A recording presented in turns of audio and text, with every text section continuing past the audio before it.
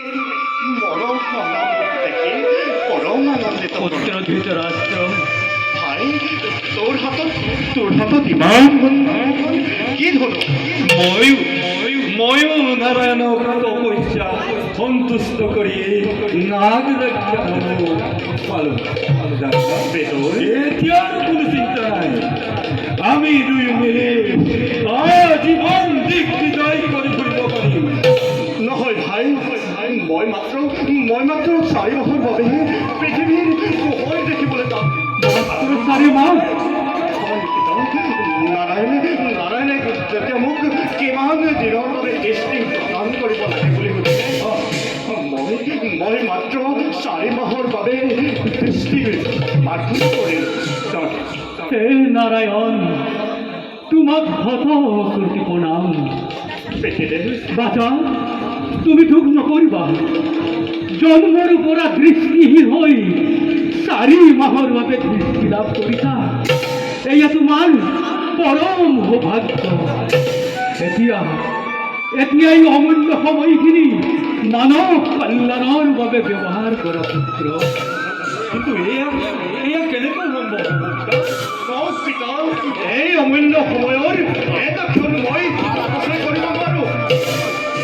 এই সময়ৰ ভিতৰত তোমালোকে দিগ্বিজয় কৰি গজকেতু আৰু ত্ৰিশিৰা দৈত্যক বধ কৰি জগতৰ কল্যাণ সাধন কৰিব লাগে। এই গজকেতু আৰু ত্ৰিশিৰা দৈত্য কোন?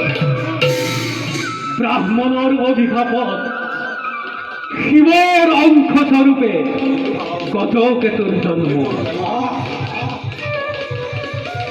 যাৰ শৰীৰ মনুষ্যৰ দৰে হলেও মুখৰ আকৃতি হস্তীৰ দৰে,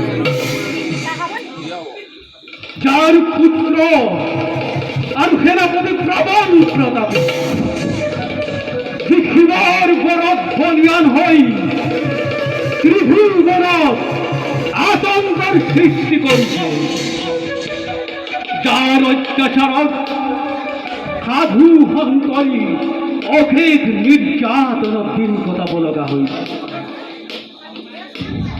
আৰু ত্ৰিশিৰা তিনিটা শিৰেৰে সেই ভয়াৱহ অসুৰে ভোগৱতী নদীৰ তীৰত ঋষি মুনি ৰজা মহাৰজা আনহে নালাগে নিজৰ শিৰকো কাটি অগ্নিত আহুতি দি অমৰত্ব লাভৰ বাবে যজ্ঞ আৰম্ভ কৰে। তোমালোকে সেই ত্ৰিশিৰা দৈত্যক বধ কৰাটো একান্ত কৰ্তব্য। তোমালোকে এক সুলক্ষণে হস্তীৰ কপালত জয়ৰ বাণী অংকন কৰা। আমাৰ পৰম মিত্ৰ গান্ধাৰজে হস্তি ৰক্ষাৰ দায়িত্ব শুকৰ নোৱাৰো তেওঁৰ পৰম মিত্ৰ হৰভগজ বাংগৰে তোমালোকক সহায় কৰিছে। তেওঁলোকলৈ খবৰ দি সুলক্ষণে হস্তিৰ সন্ধান কৰে। আশীৰ্বাদ কৰক পিতা। তথাস্তু।